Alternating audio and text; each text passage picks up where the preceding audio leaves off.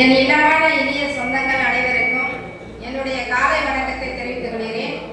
எல்லாம் நல்ல ஒரு கை தட்டுங்க. நிறைய மேடைகள்லாம் போனா சுறுசுறுப்பா இருக்காங்க. நம்ம எந்த மேடைக்கு போனாலும் எல்லாரும் நிகழ்ச்சி நடந்துட்டு இருக்கோம், எல்லாருமே அப்படியே கும்முன்னு உட்காந்துட்டு இருக்கீங்க. அப்படி இருக்கக்கூடாது. இன்னும் நல்ல கை தட்டுங்க. எனக்கு கேட்காது இந்த காலையில கேட்காது. ஒரு நிகழ்ச்சினா அதுல எல்லாருமே ரொம்ப சுறுசுறுப்பா இருக்கணும். இப்ப நான் விளக்கத்துல கூட தம்பி கேட்காங்க, கேட்டாங்க, அக்கா என்ன நீங்க இந்திரனை வணங்கவில்லையா, அதான் விளக்கு சீக்கிரம் பிடிக்கல அப்படின்னு. அவருக்கு சேர்த்து பிடிச்சோன்னா எரிஞ்சிருச்சு விளக்கு. அப்ப இணைந்த கைகள் இணைந்தால் தான், நாம் இணைந்தால் எதுவுமே நம்ம வெற்றி அடைய முடியும். அது ஒரு சிறப்பான நிகழ்ச்சியாகவும் இருந்தது. மேலும் இப்ப 2026 நம்முடைய இலக்கு, இதில் தீர்மானம் நிறைவேற்றிருக்கீங்க. உங்கள் அனைவருக்கும் என்னுடைய மனமார்ந்த நன்றியை தெரிவித்துக் கொள்கிறேன்.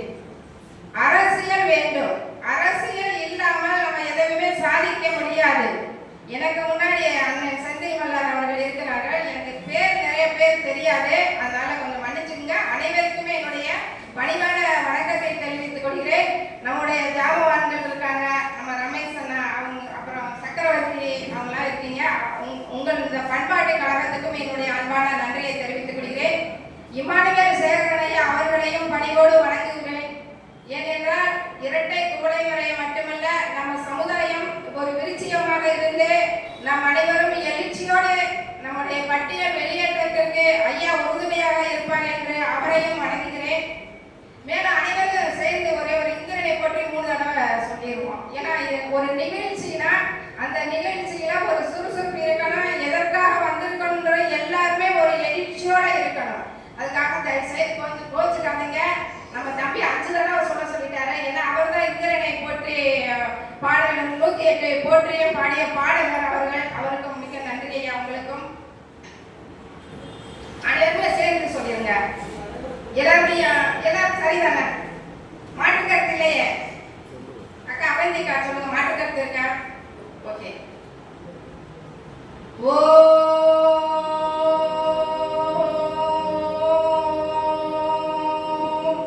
இந்திரனே போற்றி. ஓ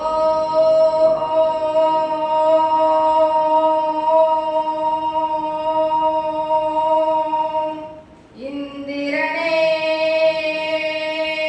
போற்றி. ஓ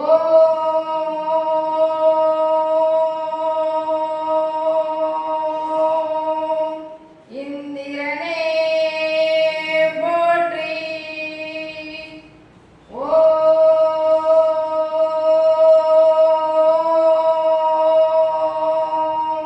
இந்திரனே போற்றி. ஓ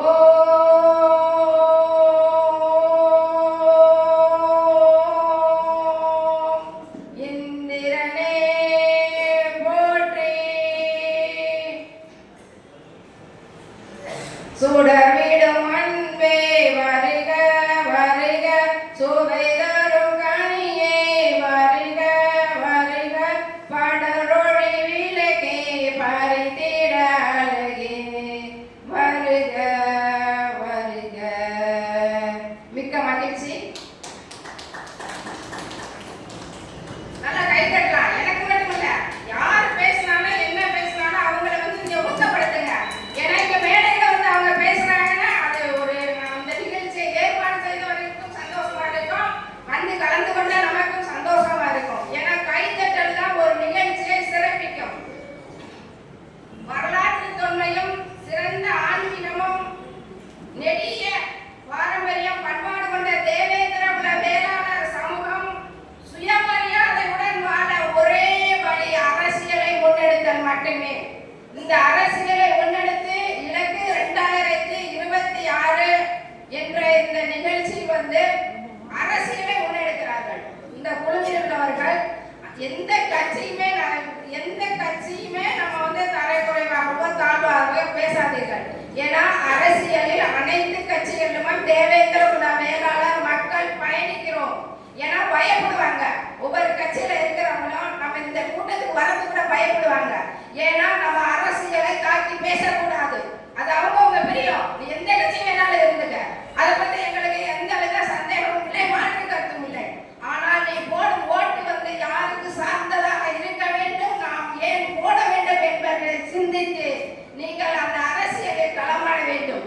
இது எவ்வளவு இலக்கு, லட்சியம், இலக்கு பிளஸ் லட்சியம், வெற்றி உங்களுக்கு, நமக்கான வெற்றி. அரசியல் இல்லாட்டி எங்கேயுமே நீங்க வெற்றி பெறவே முடியாது. ஏன்னா 6 தீர்மானங்கள் எடுத்திருக்காங்க, மிக சிறப்பான தீர்மானம். முதல் தீர்மானத்திலேயே அரசியல் அமைப்பை வந்து நம்ம தெரிஞ்சுக்கணும். அரசியல் அமைப்புனா நம்ம ஜனநாயக மக்கள் அனைவரும் ஒரே தெருவில் வசிக்கும், அந்த ஒரே ஊரில் உள்ள ஒரே தேர்வு மன்ற அனைத்து தெருவுகளிலும் சேர்ந்து அமைக்கப்பட்ட ஒரு அமைப்பு தான் ஜனநாயக அமைப்பு. அப்ப தேவேந்திர குல வேலாய சமுதாய மக்கள் அனைவரும் இணைந்து ஒரு ஜனநாயக அமைப்பை உருவாக்க வேண்டும் என்றால் அதற்கு முக்கிய தேவை அரசியல். 2026 நம்மளுடைய இலக்கு. இந்த இலக்கை பற்றி நீங்க நல்லா தெளிவா தெரிஞ்சுக்கணும். மோஸ்ட் ஆஃப் த பீப்பிள், நம்முடைய மக்கள், தேவேந்திர குல வேளாள சமுதாய மக்கள் நிறைய முன்னேற்றம் அடைந்திருக்காங்க. ஆனா அங்க வெளியே வரதே இல்லை. நிறைய அக்ரிகல்ச்சர்ல இருக்காங்க, ஐஆர்எஸ் இருக்காங்க, ஐபிஎஸ் இருக்காங்க, ஐஏஎஸ் இருக்காங்க, இன்ஜினியர்ஸ் இருக்காங்க. எல்லாருமே சமுதாயத்தில் மிக வளர்ச்சி அடைந்திருக்கிறார்கள். ஆனால் அவர்கள் அரசியல் பார்வையை நோக்கி அரசியலுக்கு வருவதே இல்லை. ஏன்னா அவங்க எல்லாரும் சமுதாயத்துல ஒரு பெரிய இலக்கை அடைந்து விட்டார்கள், இலக்கை தொட்டு விட்டார்கள். ஆனால் அரசியலுக்கு வருவதற்கு அவங்களுக்கு மிக பயமா இருக்கிறது. ஏன்னா அவங்க குழந்தைகள் எல்லாம் வெளிநாட்டுல போய் படிக்கிறாங்க, அரபு நாடுகளில் போய் படிக்கிறாங்க. எல்லாமே ரிச், வெரி வெரி ரிச். அவங்கள யாருமே நம்முடைய அரசியல் அமைப்புக்கு, அரசியல் சட்டத்திற்கு யாருமே வருவதில்லை. அது வந்து மிகவும் வருத்தத்துக்குரியது. அதே மாதிரி நிறைய இளைஞர்கள் கேட்பாங்க, அக்கா என்னங்க வெறும் பெரியவங்களா தான் இருக்கீங்க, இளைஞர்கள் தன்னெழுச்சியாக வர வேண்டும். இப்பதான் நமக்கு மீடியா வந்துருச்சு. இப்ப இந்த மீடியா, இப்ப இந்த நிகழ்ச்சியை வந்து அவங்க வாட்ஸ்அப் தளம் அமைத்து அதுல மிக சிறப்பா அவங்க செயல்பட்டு கொண்டிருக்கிறாங்க. அப்ப இந்த நிகழ்ச்சி எங்கு நடந்தாலும் தேவேந்திர குல வேளாளர் சமுதாய இளைஞர்களுக்கும் ஒரு வேண்டுகோள் வைக்கிறேன். எங்கு எந்த நிகழ்ச்சி நடந்தாலும் தேவேந்திர குல வேளாளர் சமுதாய இளைஞர்களையும் பெண்களையும் நான் வேண்டியதற்கு கேட்டுக்கொள்கிறேன். பெண்கள் மிக சிறப்பாக 500 பெண்களுக்கு மேல் நாங்கள் உறுப்பினர்கள் தேர்ந்தெடுத்து வைத்திருக்கிறோம். அவங்களும் இந்த அரசியல் அமைப்பில் பங்கெடுத்துக் கொள்வார்கள் என்பதை உங்களுக்கு நான் பதிவு செய்கிறேன். ஒரே ஒரு 5 நிமிஷம் நான் சேர்த்து எடுக்கிறேன். அது தவறாக நினைக்கின்றேன். 5 நிமிஷம் எங்க போனாலும் செய்வாங்க. பெண்களுக்கு ஒரு 5 நிமிஷம், அதாவது பொதுவான அரசியல் நிகழ்ச்சியில எங்க போனாலுமே எங்களுக்கு ஒரு கடைசி நேரமா ஒரு 5 நிமிஷம் தான் கொடுப்பாங்க. நான் இந்த வாய்ப்பை பயன்படுத்துகிறேன். நமக்கான வாய்ப்பை நான் பயன்படுத்திக் கொள்வதில் பெரும் மகிழ்ச்சி அடைகிறேன். இந்திரகுல விவசாயம், மூவேந்தர் வேளாளர், பாண்டியர் குல விவசாயம். பாண்டியர்களே வல்லர்கள். நாம் வந்து நெல்லுக்கு வரி கட்டியவர்கள். அப்ப பத்திரப்பதிவு தான் இதற்கு வந்து சாட்சி. நான் இதை எதற்குனா அரசியல் எதற்கு தேவை என்பதை நீங்கள் புரிந்து கொள்ள வேண்டும்.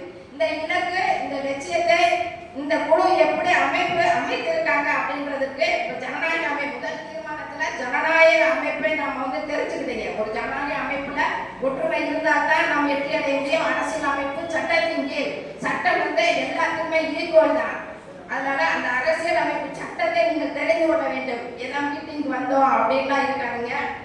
ஒரு காலகட்டத்தில் நாம் குடும்ப வழியில் வந்த மராட்டியர்கள் வட இந்தியாவில் ஆண்டு கொண்டிருந்த முஸ்லிம்களுடன் சண்டையிட்டுக் கொள்கிறார்கள்.